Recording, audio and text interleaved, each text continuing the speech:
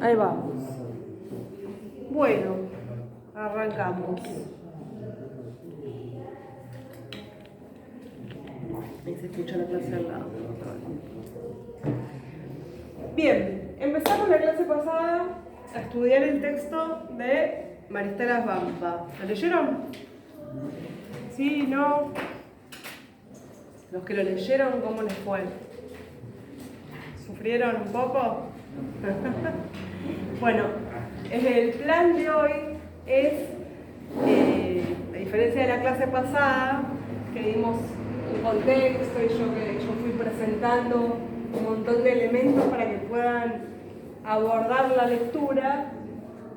En la clase de hoy vamos a leer algunos fragmentos del texto de Maristela Svampa para ir explicándolos partecita por partecita y que ustedes puedan ir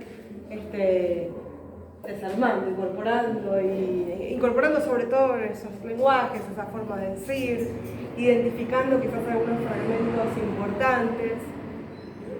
Como ven, estoy grabando acá, así que si sale bien, si se me escucha y demás, después lo podemos subir a YouTube y se los comparto también para que puedan volver a ver si necesitan volver a revisar alguna parte, digamos, que no haya quedado clara y demás. Cosa que se me ocurrió esta semana, si no lo hubiera hecho desde la clase 1. La clase pasada habíamos leído del texto de Svampa solo el primer párrafo en la página 21, ¿sí? Lo vuelvo a leer como para refrescar un poquito y arrancar desde ahí. Dice Svampa, el subtítulo es Los momentos de la mutación económica.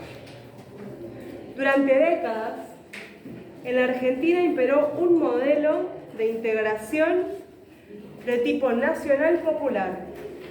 Hablamos ahí, cuya máxima expresión fue el primer peronismo, 1946-1955. Es el periodo de los primeros dos gobiernos de Perón. Este modelo se caracterizaba por tres rasgos mayores. En primer lugar, en el plano económico, presentaba una concepción del desarrollo vinculada a la etapa de sustitución de importaciones. Es decir, hay un desarrollo industrial, un desarrollo de la pequeña y de la mediana industria basado en sustituir importaciones. En lugar de importar, en lugar de traer de afuera, producimos localmente bienes que se venden también en el mercado interno. Es decir, esos productos se colocan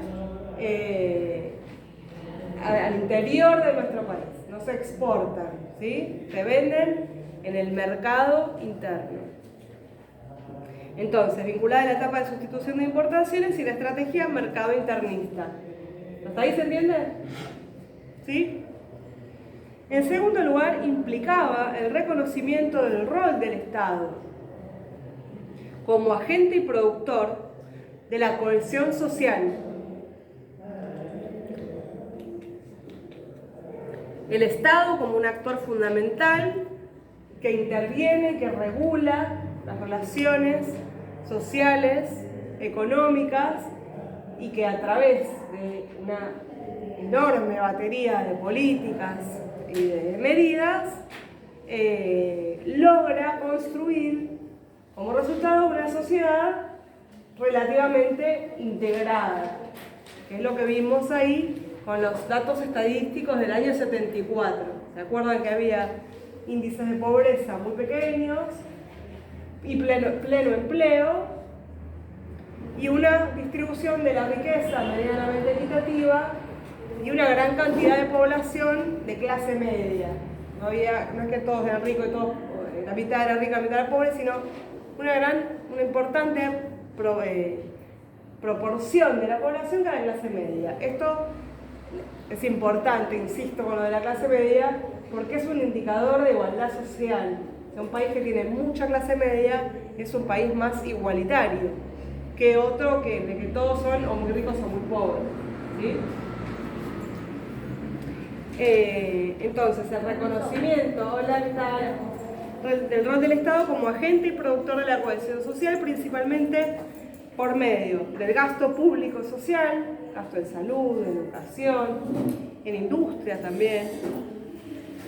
Esta política se tradujo así en la ampliación de la esfera de la ciudadanía, a través del reconocimiento de los derechos sociales. Eso es un ciudadano, ¿no? Ciudadano es un sujeto que tiene derechos sociales, ¿sí? Derecho a la salud, derecho a la educación, derecho al trabajo, derecho al acceso a ciertos servicios básicos, derecho a la vivienda, expresados paradigmáticamente en el artículo 14 bis de la Constitución Nacional. Por último, una tendencia a la homogeneidad social, visible en la incorporación de una parte importante de la clase trabajadora, así como la expansión, como decíamos antes, de las clases medias. La sociedad argentina de la década del 70 es una sociedad bastante homogénea.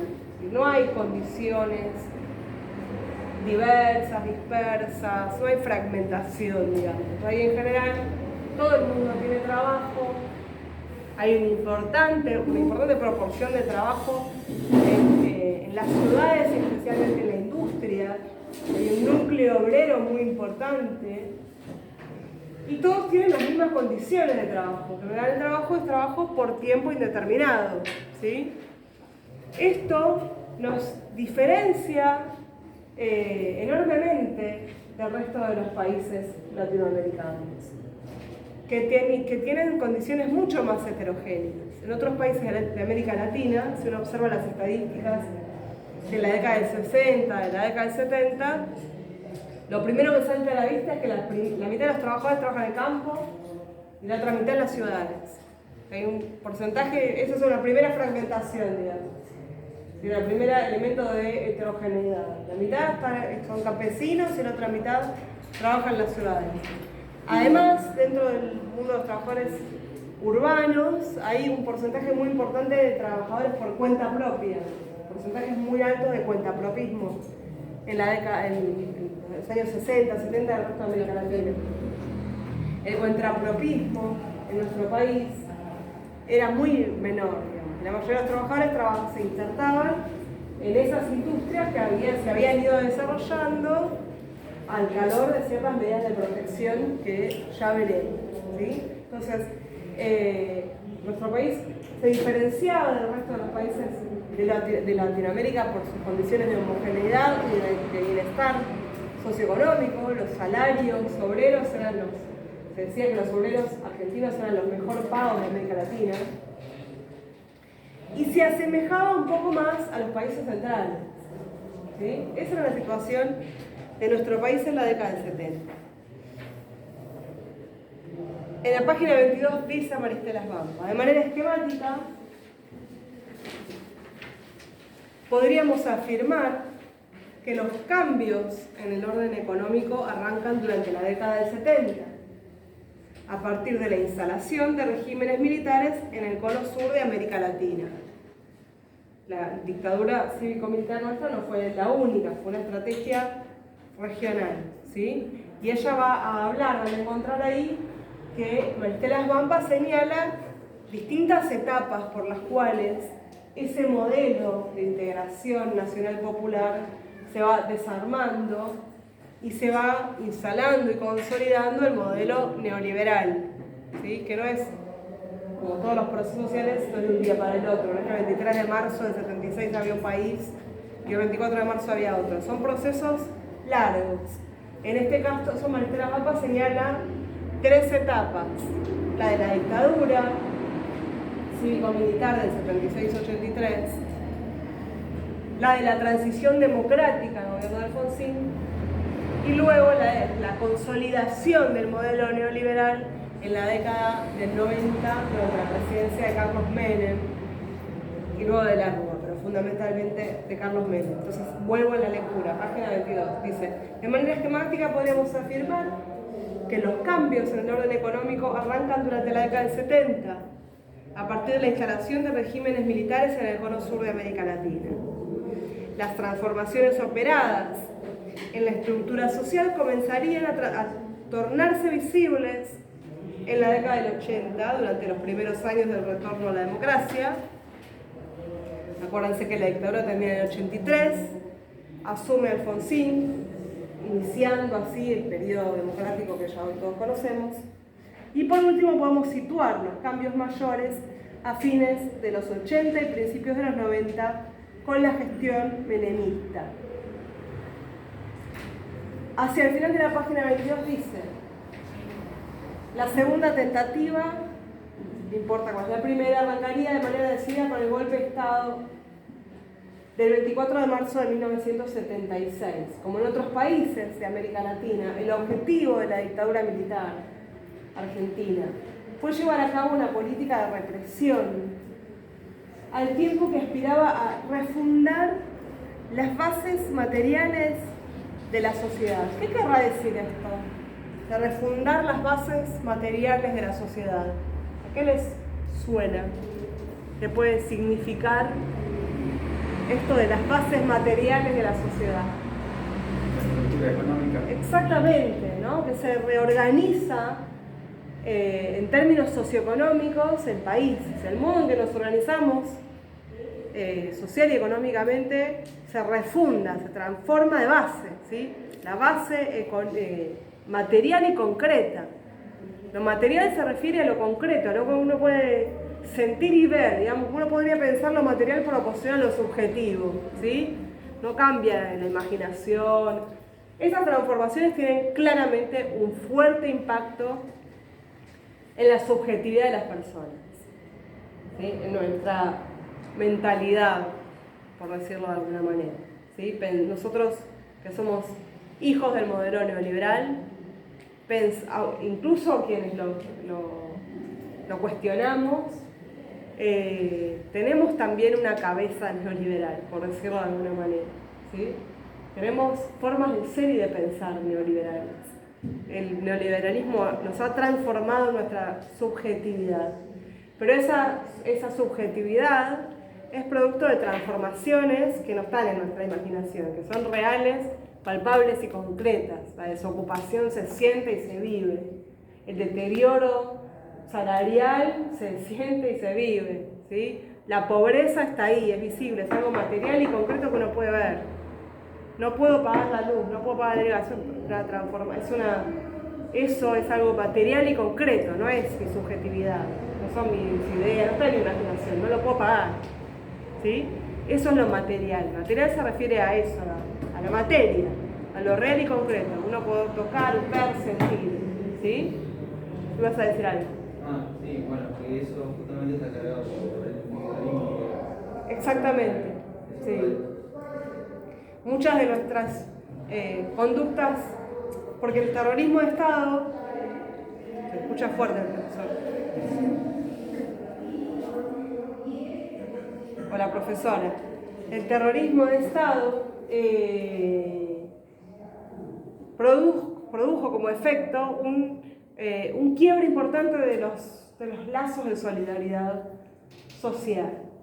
Se inicia también un periodo más individualista, más centrado en el individuo, en el yo.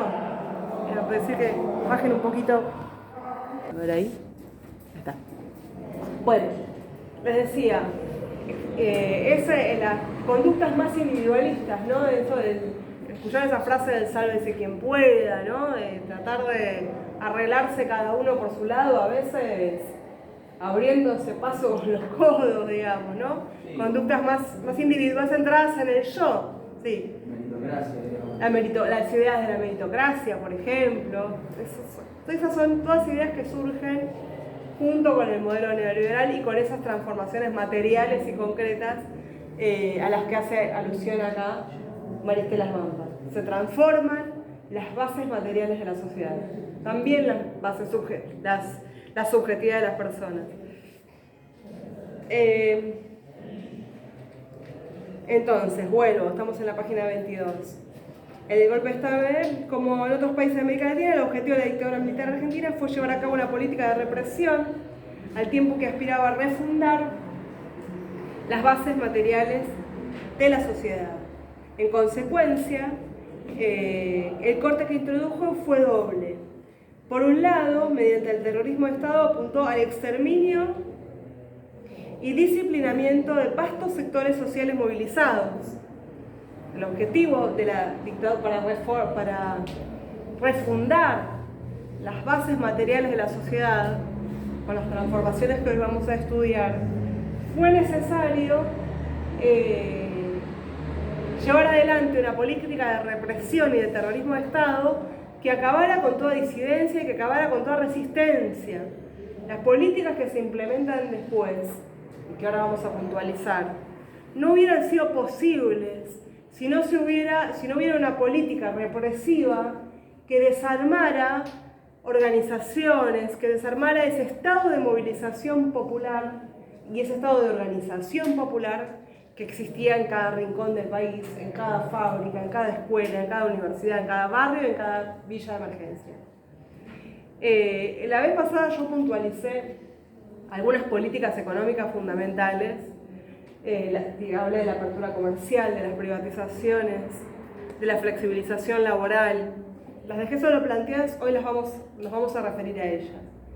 Esas políticas, la privatización de YPF, por ejemplo, no hubiera sido posible en la década del 70.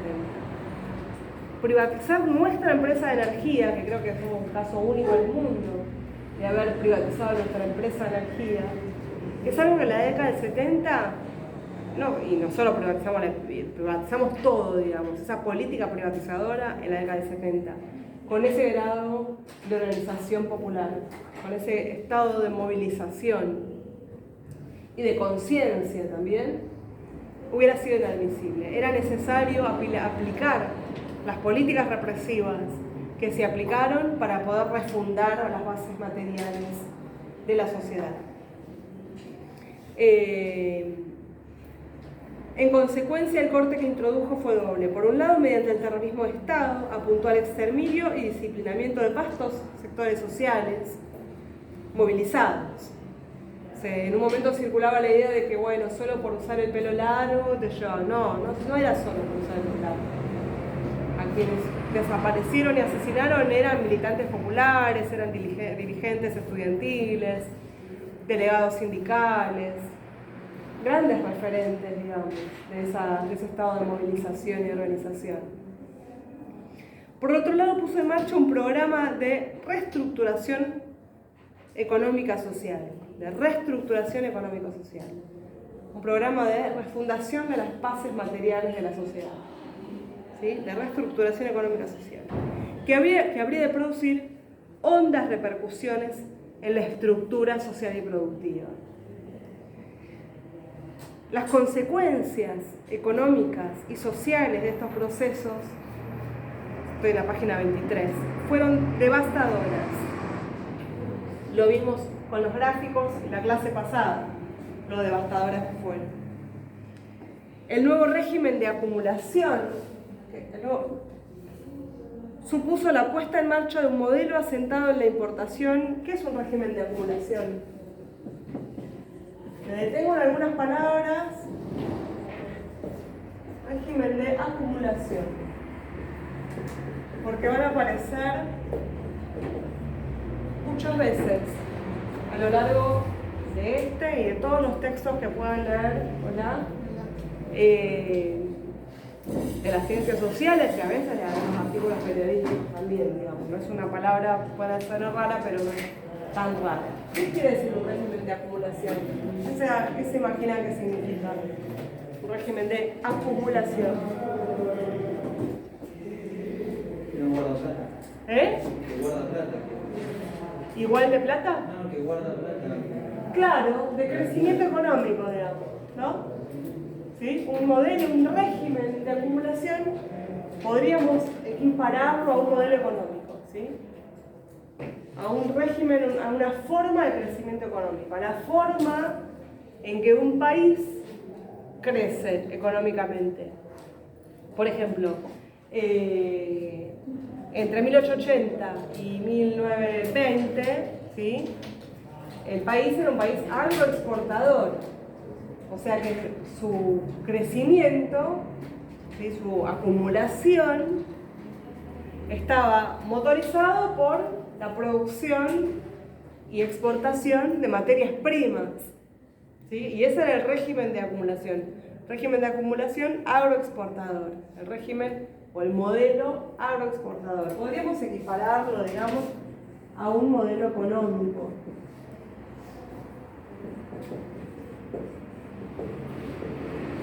Un modelo de crecimiento.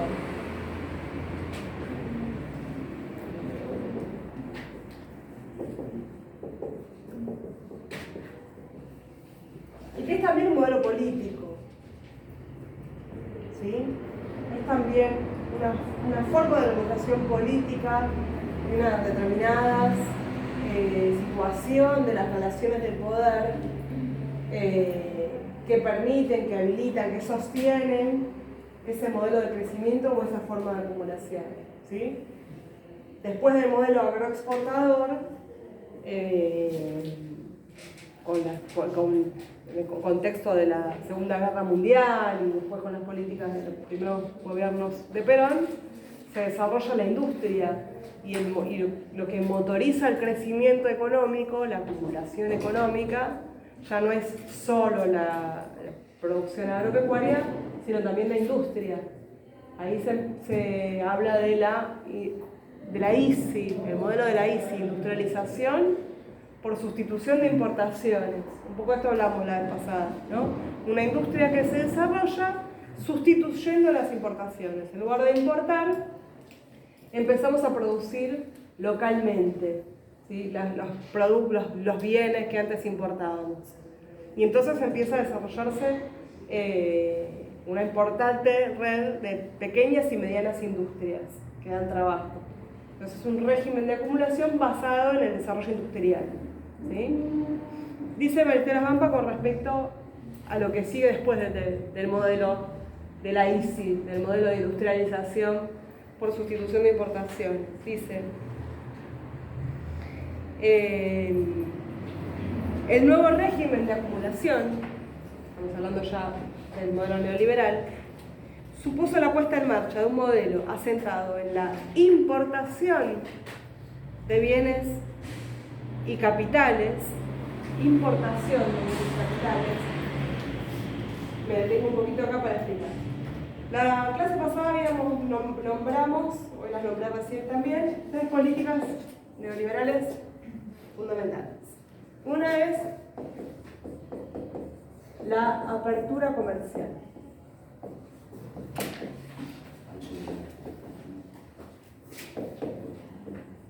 Otras son las privatizaciones.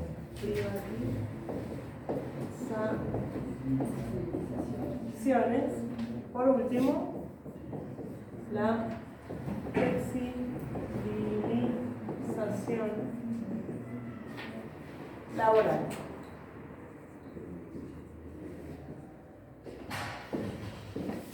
¿Qué quiere decir? Voy a borrar esto, ¿sí? ¿Qué quiere decir la apertura comercial?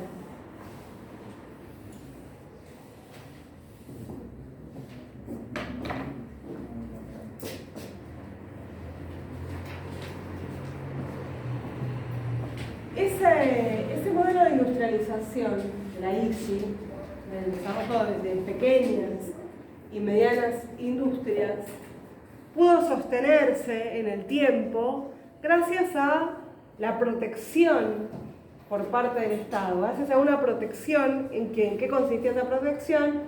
En el establecimiento de una barrera de aranceles, que protegía a nuestra pequeña y mediana industria, ¿sí? La pequeña y mediana industria argentina podía sostenerse y desarrollarse gracias a la protección de una barrera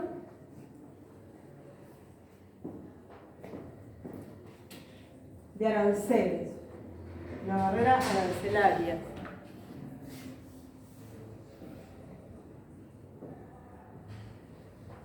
Es decir, de impuestos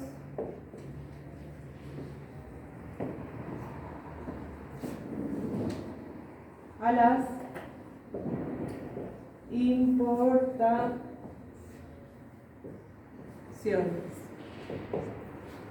Es decir, había productos importados, pero comprar un producto importado, ser un producto importado era algo muy costoso, porque las empresas internacionales para poder vender sus productos en el país tenían que pagar impuestos, altos impuestos, que obviamente volcaban en el precio de los productos. Entonces comprarse algo importado era algo casi de lujo, ¿sí? Tener cosas importadas era para un grupo muy acomodado o para una ocasión muy, muy especial en el cual uno hace un súper gasto. Era costoso. Esos impuestos son una política que protege a la industria nacional. Nuestra industria nacional, nuestra pequeña y mediana industria nacional, o muchas ramas de la pequeña y mediana industria nacional, no es competitiva a nivel internacional. Lo que dijimos, no venden en otros países del mundo, venden acá, en Argentina. Y la pequeña y mediana industria vende acá, nos vende a nosotros, a los argentinos.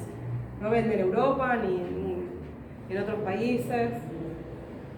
No es competitiva a nivel internacional, ¿sí? Y una forma de protegerla es el cobro de impuestos a las importaciones, esta barrera de aranceles, ¿sí? Que la protegen haciendo que la mayoría de las personas, entre lo importado, que es muy costoso, y lo nacional, que es más accesible, opten por comprar lo nacional, ¿sí? Bien, la apertura comercial justamente tiene que ver con desmontar esa barrera arancelaria, con reducir los impuestos o eliminar los impuestos a las importaciones, ¿sí? La apertura comercial, esto es lo que se conoce como, es una medida proteccionista, ¿no? Proteccionismo estatal, sí, estatal. Cuando escuchen la expresión proteccionismo, tiene que ver con justamente el Estado protegiendo, en este caso, la pequeña y la mediana industria. La apertura comercial es la protección, es el desmonte, digamos, de esta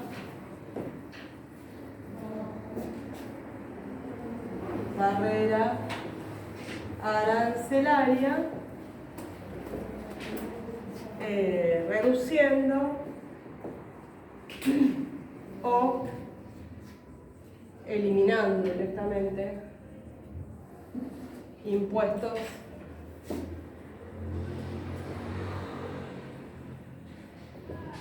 a las importaciones.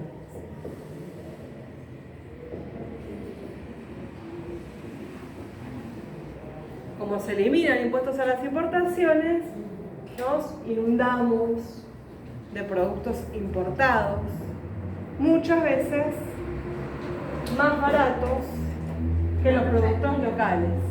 Hola,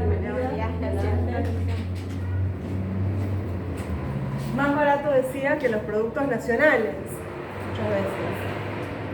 ¿Qué consecuencia trae esto entonces, esta apertura comercial? ¿Qué pasa? Se abre nuestra economía. Exactamente. Esto significa una destrucción. Vamos a poner acá. Se inicia. Esto da lugar. Esto da lugar a un proceso de destrucción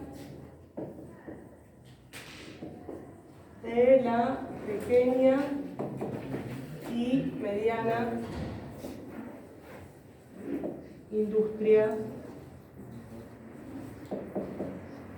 nacional.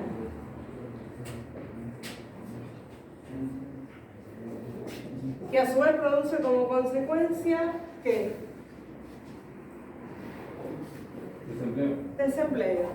No tenemos más desocupación. Lo vimos, desocupación. Lo vimos en los gráficos que veíamos la clase pasada, cómo crecía la desocupación. No crece la desocupación porque la gente no quiere trabajar. La desocupación lo que mide es la destrucción de fuentes de trabajo. Eso es la desocupación. No hay fuentes de trabajo. ¿Sí? Las ganas o no ganas de trabajar, por ahora no hay ninguna encuesta que la mida, que yo sepa. Cuando uno lee las tasas de desocupación, esas tasas están hablando de destrucción de fuentes de trabajo, de la falta de fuentes de trabajo. ¿Sí? ¿Llegan a ver ahí? ¿Quieren que les lea lo que puse? Esto da lugar a un proceso de destrucción de la pequeña y mediana industria nacional. Y acá puse más desocupación, y junto con más desocupación, más pobreza, ¿no? Pobreza estructural, etc. ¿Está claro hasta ahí? ¿Sí? Retomo el mapa. El nuevo régimen de acumulación entonces supuso la puesta en marcha de un modelo asentado en la importación de bienes y capitales y en la apertura financiera. Acá en este modelo ya no es la industria lo que impulsa el crecimiento. El modelo de acumulación no es el desarrollo industrial. El modelo de acumulación es lo que se conoce, van a encontrar en los textos y en muchos lugares, como valorización financiera. Esto, por lo menos, lo podría haber dejado. Régimen de acumulación basado en la valorización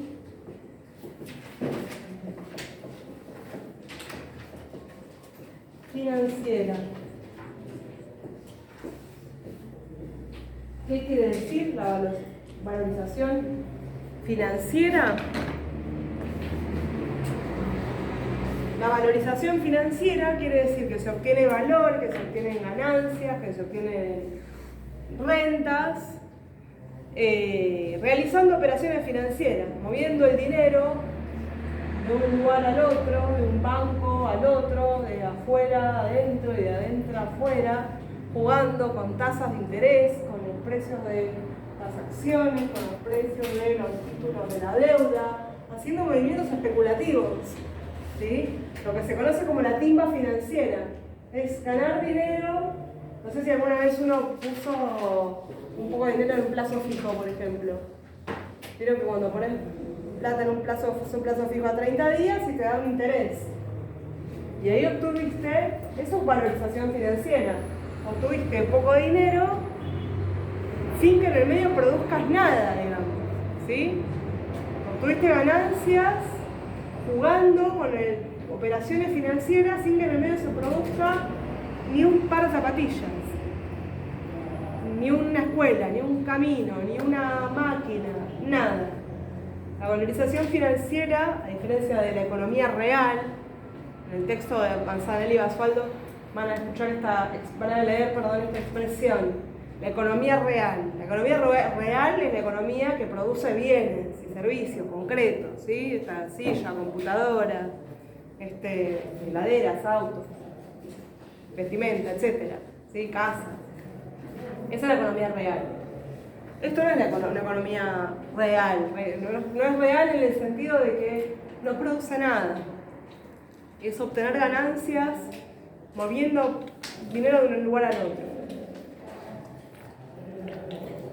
Y es lo que dio lugar a un fuerte endeudamiento externo que se produjo durante la dictadura cívico-militar. Algunas empresas, grupos económicos importantes, jugaban con el dinero, movían el dinero jugando con las tasas de interés internacionales y locales. Tomaban préstamos internacionales que tenían que devolver a una tasa de interés del 6%, digamos, por decir algo. Los colocaban en el mercado financiero local que les daba una tasa de ganancia del 12%, por ejemplo.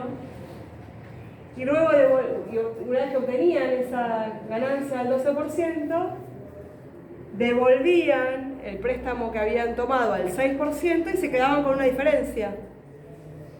¿Se dan cuenta? Eso se conoce como bicicleta financiera, vulgarmente lo conocemos como bicicleta financiera, timba financiera. Son operaciones que juegan con tasas de interés y que les permitió a muchos empresarios durante la dictadura cívico-militar hacer fortunas. Eso habilitado además por las políticas de Estado que habilitan eso, ¿no? Porque el Estado puede regular el mercado financiero. El Estado debe regular el mercado financiero. Es fundamental que el Estado regule el mercado financiero. Ahora, ¿qué pasó? En un momento las tasas de interés internacionales crecieron enormemente, crecieron más que las internas. Entonces, los grupos económicos locales, los empresarios locales, quedaron fuertemente endeudados porque no los podían pagar.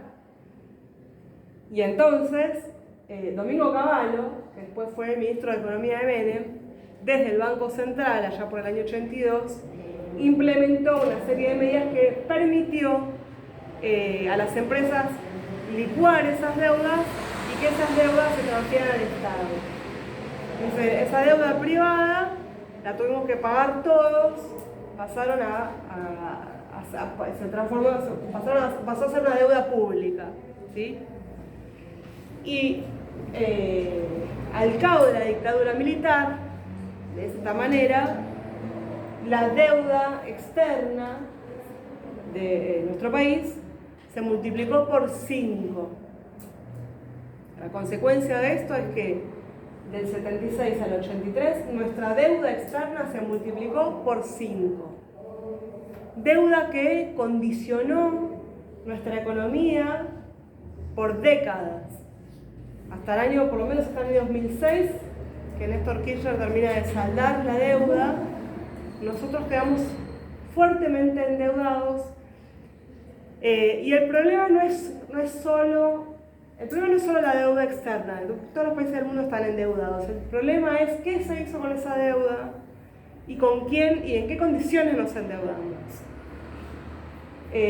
Como les expliqué recién, como resultado de esa deuda externa, muchos grupos económicos se enriquecieron enormemente y en el medio, después esa deuda se siguió subiendo, pero en el medio, esa deuda externa no se utilizó para hacer ni un camino. Con esa deuda no se hizo nada, no quedó una escuela, no quedaron avances de capital, no se invirtió en el desarrollo de la industria, no se invirtió en nada. Fue todo a fuga de capital y al enriquecimiento enorme, extraordinario, de grandes grupos económicos, locales e internacionales, que siguen operando en nuestro país.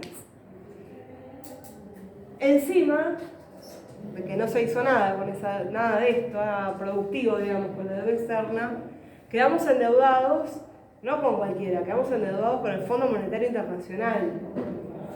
Y quedar endeudado con el Fondo Monetario Internacional es un problema mayor porque el Fondo Monetario Internacional impone condiciones muy duras para esos préstamos. Condiciones que significan una pérdida de soberanía económica por parte de los países. Te presta, sí, pero tenés que hacer tal reforma laboral, tenés que implementar tal reforma jubilatoria, incluso políticas educativas han sido parte de las condiciones que impuso el Fondo Monetario Internacional para otorgar préstamos. Impone el Fondo Monetario Internacional condiciones tales que, como les decía recién, significan una pérdida de soberanía económica y una situación de mayor empobrecimiento para los países, ¿sí? Entonces, la gravedad de nuestra deuda externa es triple, digamos, por el monto, por lo que se hizo con esa deuda externa y por habernos quedado endeudados con el Fondo Monetario Internacional. Vuelvo sobre el texto de Maristela Svampa, entonces. Deuda externa, entonces, volviendo a esto, ¿no? Que es resultado de esa bicicleta financiera, ¿sí? Una timba financiera. Alimentada por esa deuda externa. Entonces, releo, dice, el nuevo régimen de acumulación supuso la puesta en marcha de un modelo asentado en la importación de bienes y capitales gracias a la apertura comercial y en la apertura financiera. Una apertura financiera que significa una reducción, digamos, de la regulación financiera por parte del Estado. Estas medidas implicaban la interrupción de la industrialización sustitutiva, como decíamos recién, y propiciaban el endeudamiento de los sectores público y privado. Me voy al siguiente párrafo, sigo la página 23. El proceso de desindustrialización iniciado por la dictadura militar produjo importantes cambios en la estructura social argentina, que los vimos la clase pasada, ¿no? Anticipando su latinoamericanización. Vieron que les dije que en la década del 70 nuestro país se diferenciaba en gran medida de otros países latinoamericanos. Era una sociedad más homogénea, más integrada, que la asemejaba más a los países centrales que los propios vecinos. Ahora, con estas medidas neoliberales, empieza a hablarse de una latinoamericanización de nuestro país. Es decir, se produce una estructura social más parecida al resto de los países latinoamericanos. A través de la expulsión de mano de obra del sector industrial, que hablamos recién, al sector terciario y cuentapropista, empieza a subir el sector cuentapropista, y la constitución de una incipiente mano de obra marginal, o sea, mano de obra que trabaja en condiciones de informalidad o que está desocupada. Asimismo, el deterioro de los salarios reales, lo vimos en la clase pasada, y la baja de la producción produjeron la contracción de la demanda interna. ¿Qué quiere decir la contracción de la demanda interna? Dice, la baja de los salarios reales y de la producción produjeron la contracción de la demanda interna. Exacto, que había poco consumo, la gente tenía menos dinero y menos posibilidad de comprar, con lo cual empeoraba todavía más la situación de la pequeña y mediana industria. Lo cual fue acompañado por el fuerte incremento de las disparidades intersectoriales. Empiezan a haber muchas diferencias entre distintas ramas de actividad. Por último, la eliminación de las negociaciones colectivas. Las negociaciones colectivas son un mecanismo por el cual los sindicatos y los patrones de las empresas negocian sus condiciones de trabajo, ¿no? Y firman un acuerdo legal homologado por el Ministerio de Trabajo en el que acuerdan ciertas condiciones de salario, de trabajo, condiciones de trabajo, etc. Negociaciones colectivas. Esto se elimina y la caída del salario impactaría negativamente en la distribución del ingreso, cosa que también vimos en la clase pasada.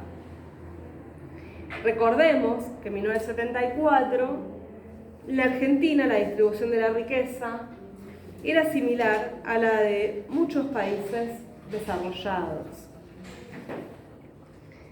Y dice al final del párrafo: el aumento de las desigualdades, visible en el incremento de la llamada pobreza estructural, también mencionamos la clase pasada, así como en la aparición de una nueva pobreza que afectaría a los sectores medios y medios bajos. Luego se refiere al gobierno de Alfonsín.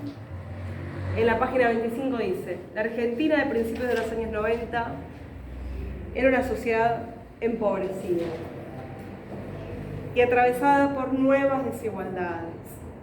El país asistía a la crisis estructural de ese modelo de nacional popular del que hablábamos en la década del 70. Aunque el incremento de la heterogeneidad y la polarización social anunciaban los contornos de un país diferente del de antaño, diferente del que existía hasta la década del 70. La gran mutación de estas bases materiales de la sociedad se consumaría durante el tercer momento de la secuencia. Maristela Vampa, sintetizando la elaboración de otros autores, digamos, esto no se le ocurrió a ella, sino que quienes nos dedicamos a las instituciones reconocemos ahí distintas etapas de instalación del modelo neoliberal, ¿sí? Se inicia la última dictadura cívico-militar con las primeras medidas, se continúa durante el alfonsinismo en lo que se conoce como la transición democrática, con la profundización de algunas medidas, pero se termina de consolidar durante el gobierno de Menem, en una tercera etapa, en un tercer momento. Por eso el subtítulo este que estamos leyendo es Los momentos de la mutación económica. Como todos los procesos sociales, no son de un día para nada y de un día para el otro, ¿sí? Es resultado de transformaciones estructurales, porque cuando hablamos de desmontar el modelo nacional de integración popular, estamos hablando de desmontar cientos de medidas, de políticas, o sea, se dice que es muy fácil destruir, ¿no? Que se destruye muy rápido. Había mucho por destruir, ¿sí? Estamos hablando de ir destruyendo poco a poco una batería enorme de políticas de Estado, ¿sí? Que se fueron desmontando, deshaciendo, desarmando a lo largo de un periodo muy largo, y que pienso que al día de hoy eso no hay muchas cosas que no se han revertido, ya las veremos. Hoy, por ejemplo, tenemos absolutamente naturalizado que vamos a cualquier lado y encontramos bananas de Ecuador, ¿no? Productos que vienen de todos los países del mundo. Hoy está súper incorporado eso, y nadie lo cuestiona, ni ese es el mucho problema, digamos, por esta apertura comercial, está incorporado. Bueno, entonces, el país asistía a la crisis estructural del modelo nacional popular. Sin embargo, aunque el incremento de la heterogeneidad y la polarización social anunciaban los contornos de un país diferente del de antaño, la gran mutación se consumaría durante el tercer momento de la secuencia, esto es, durante el largo gobierno de Carlos Menem, entre 1989 y 1999. El siguiente subtítulo se llama 1989, el final de un ciclo político-económico. En ese subtítulo me interesa detenerme especialmente en las referencias que se hacen a la hiperinflación. Ya dijimos que la última dictadura cívico-militar permitió, por la vía de la represión y del terrorismo de Estado, disciplinar a una sociedad que estaba muy movilizada, muy organizada, con un alto nivel de conciencia, digamos, social y colectiva, y que la dictadura militar logró en gran medida, estas cosas nunca son absolutas, pero en una buena medida, desarmar, ¿sí? Imponiendo una cultura más individualista.